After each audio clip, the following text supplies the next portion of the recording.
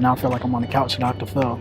Well, you're not on the couch with Dr. Phil, but you have some space here if you want to unpack that all. This is Street Connect, a project that I started to bring more purpose and connection into New York City life.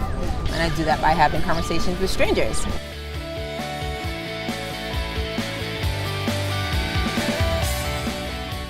How long have you been married? No, I've been married for 12 years, and my husband and I have 4 kids. Wow. Yeah, they range in age from 5 to, my oldest will be 11 next week. So they're pretty close. Yeah, 5, 7, 9, 11. Yeah, every 2 years. You just planned it out. Yeah, we did. Just check the calendar and just like, okay, this is the date. Just circle it off. Our first one, we did not expect. We got pregnant like a couple months after we got married, and we were like, oh shoot. And it was like mad dumb because I didn't want to pay for birth control. And I thought I was going to be fine. I was like, we'll be fine. Then we got pregnant, and then we had our oldest. And we had said before that we wanted to have 4 kids. Why 4?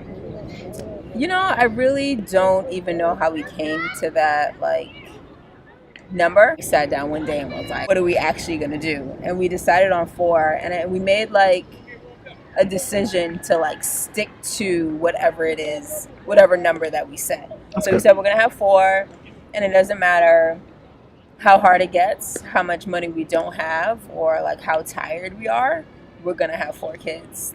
Because we don't want to look back on it and be like, oh, we should have just pushed through and had more kids. You know? We're 4, for some reason we felt like this is what we can handle, this is what we want, this is what we'll do, before we had any kids.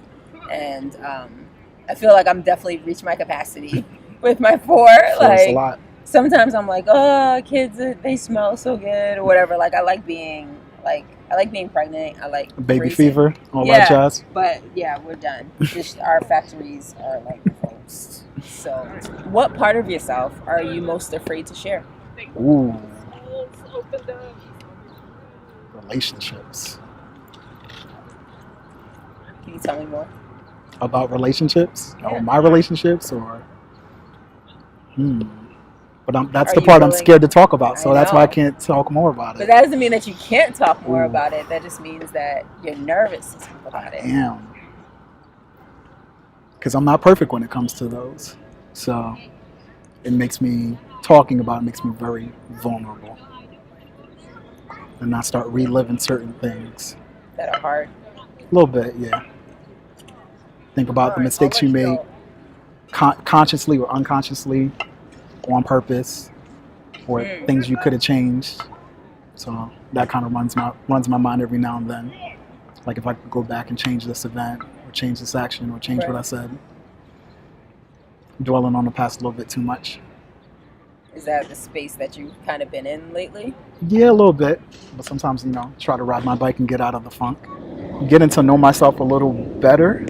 I would say in my many years on Earth, I've kind of relied on input from whether it's family or friends, but not so much listening to myself. So that's something I probably should not necessarily get away from people. That's not the way to go about it. You don't go quit cold turkey, but kind of more so pay attention to things that are going on in my life and kind of speak up for myself inside, if that makes any kind of sense at all. That makes a lot of sense.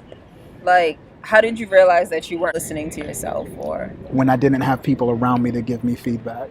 So that had happened for a while. So I was kind of in a space, so to speak, and it was just like, oh man, the only voice I could listen to right now is me. So I kind of got to get comfortable with that. Right. That's a hard process. Yeah. You have a moral compass of your own. You can feel for yourself or think for yourself. So just do it. Right.